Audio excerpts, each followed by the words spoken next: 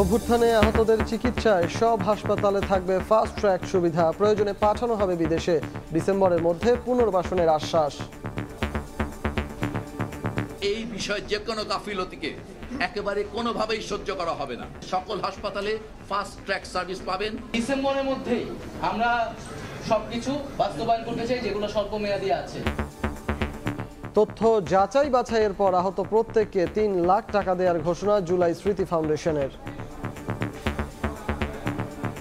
আমরা যারা আছি সবার ক্ষেত্রে ততটুকু সফট থাকতে হবে। সবাই এখানে বীর যোদ্ধা, সবাই এই যুদ্ধে আহত। আমাদের তো একটাই পরিচয়, আহত। এবং হচ্ছে ফেসিবাদের বিরুদ্ধে আমরা হচ্ছে সৈনিক, এবং আপনারা এই জাতিকে চিরদিনের জন্য ঋণী করে দিয়েছেন।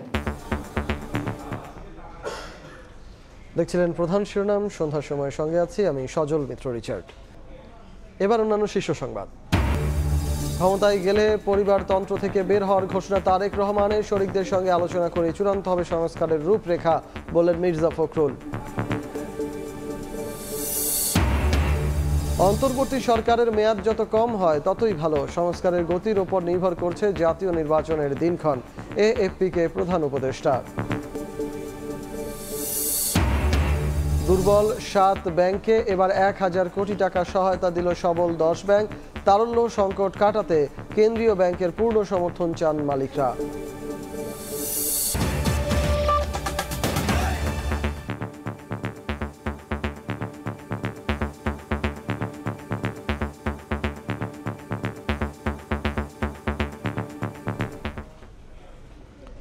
ছাত্র জনতার গণ অভ্যুত্থানে আহতদের উন্নত চিকিৎসা, যথাযথ পুনর্বাসন ও কর্মসংস্থান সহ বিভিন্ন দাবি মেনে নেওয়ার আশ্বাস দিয়েছেন উপদেষ্টারা। সচিবালয়ে আহতদের সঙ্গে বৈঠকে তারা বলেন, চিকিৎসায় সব হাসপাতালে থাকবে ফাস্ট ট্র্যাক সুবিধা, প্রয়োজনে পাঠানো হবে বিদেশে। আগামী ডিসেম্বরের মধ্যে চিকিৎসা ও পুনর্বাসনে স্বল্প মেয়াদী পদক্ষেপ নেওয়ার কথাও জানান উপদেষ্টারা।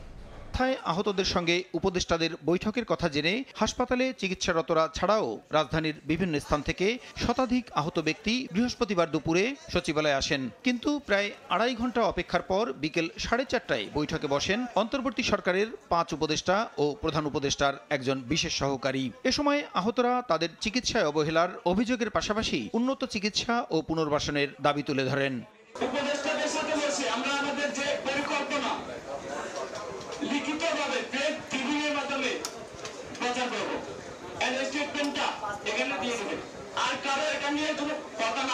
প্রায় ২ ঘন্টা বৈঠক শেষে উপদেষ্টারা জানান, সারা দেশে সরকারি হাসপাতালে থাকবে ফাস্ট ট্র্যাক সুবিধা। উন্নত চিকিৎসার জন্য প্রয়োজনে বিদেশে পাঠানো হবে আহত ব্যক্তিকে। ডিসেম্বরের মধ্যেই আহতদের জন্য সব পরিকল্পনা বাস্তবায়নে উদ্যোগ নেওয়ার কথাও জানান তারা।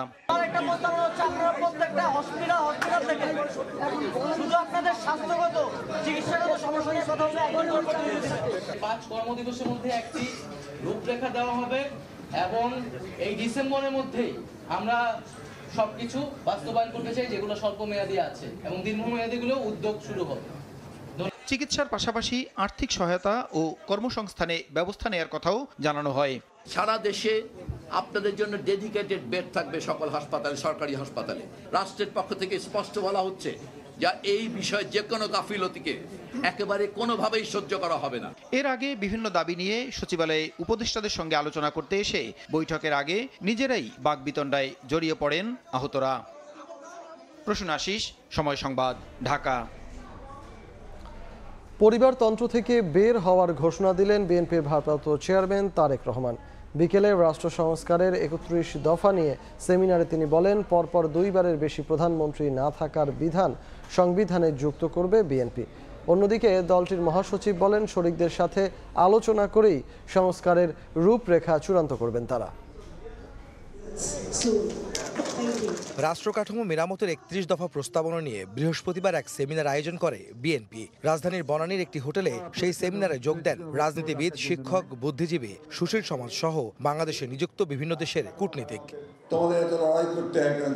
সেমিনারের সভাপতি বিএনপি মহাসচিব মির্জা ফখরুল ইসলাম আলমগীর তার স্বাগত বক্তব্যে বলেন, অন্তর্বর্তীকালীন সরকার রাষ্ট্র সংস্কারে যে উদ্যোগ নিয়েছে তার সঙ্গে বিএনপি ঘোষিত ৩১ দফার অনেকটাই মিল রয়েছে। আমরা আশা করি যে আমাদের এই ৩১ দফা এটা সম্মিলিত, এটা শুধু বিএনপি দফা নয়, এটা আমরা সমস্ত রাজনৈতিক দলগুলো যারা আমরা যুগপৎ আন্দোলন করছিলাম, সেই যুগপৎ আন্দোলন সব দলগুলো একমত হয়েই আমরা আমাদের 31 দফা প্রণয়ন করেছিলাম। প্রধান অতিথির বক্তব্যে বিএনপির ভারপ্রাপ্ত চেয়ারম্যান তারেক রহমান অঙ্গীকার করে বলেন, বিএনপি ক্ষমতায় গেলে আওয়ামী লীগের মতো পরিবারতান্ত্রিক রাষ্ট্রকাঠামো থাকবে না।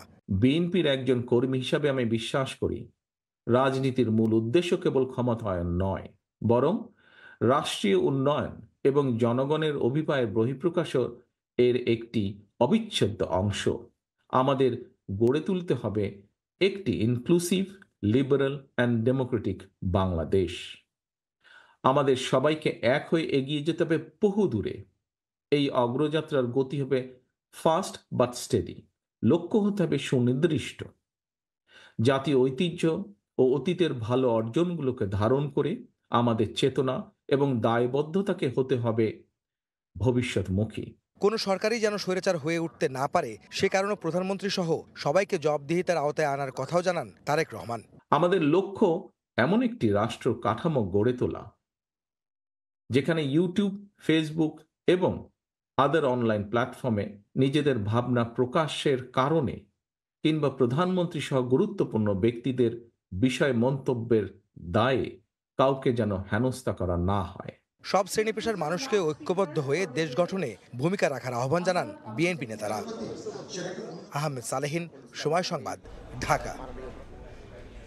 এবার অন্য প্রসঙ্গ।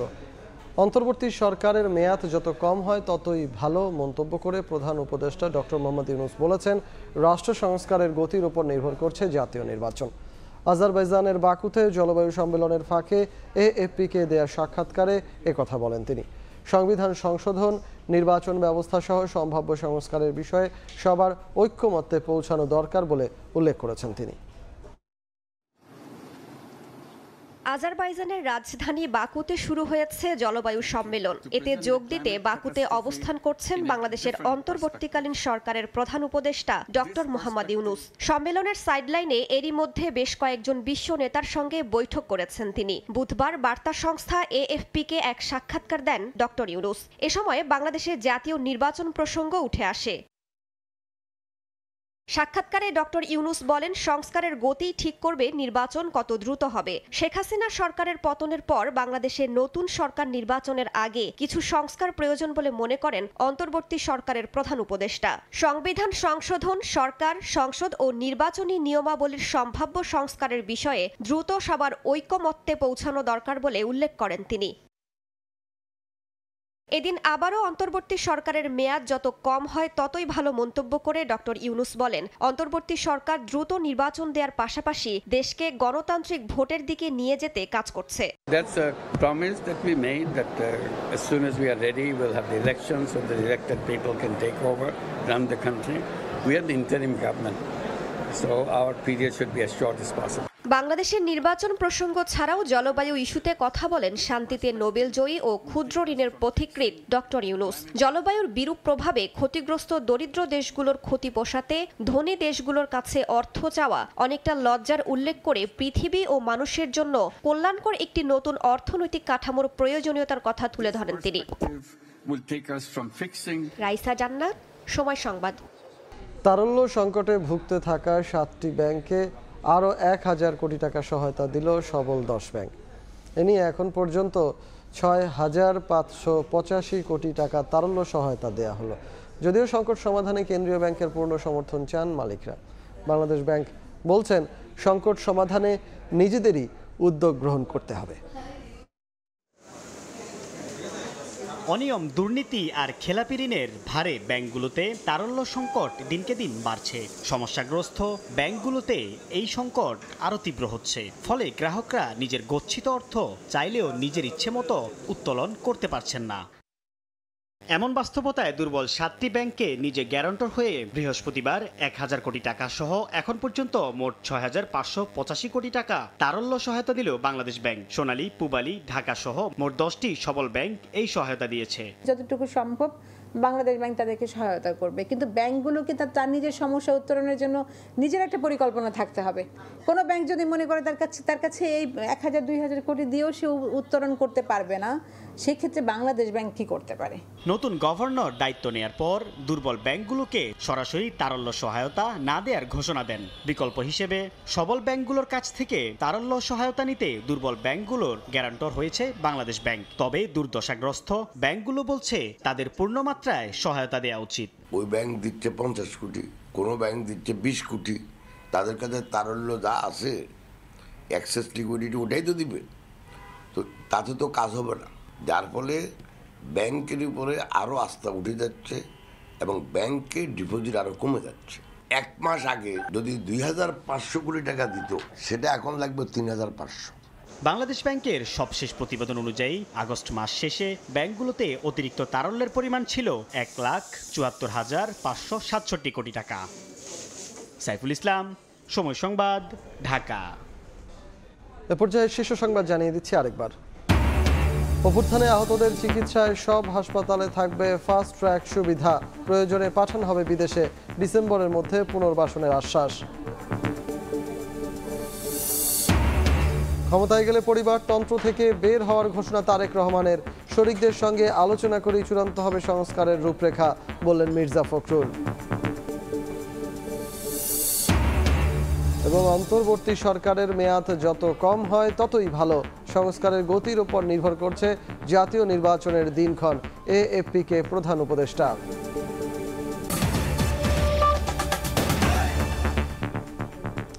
এ ছিল সন্ধ্যার সময়ের সঙ্গে থাকুন সময়ের।